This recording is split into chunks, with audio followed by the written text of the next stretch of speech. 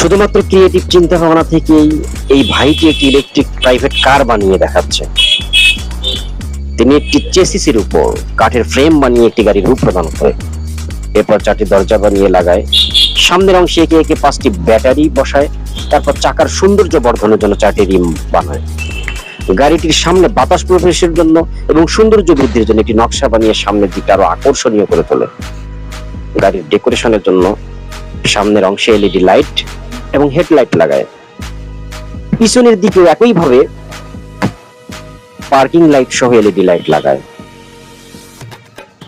আপনারা দেখতে পাচ্ছেন যে পিছনের কাজ চলছে, মাশাআল্লাহ বেশ সুন্দর লাগছে। তারপর পিছনের দিকে দেখানোর জন্য লুকিং গ্লাস স্থাপন করেন।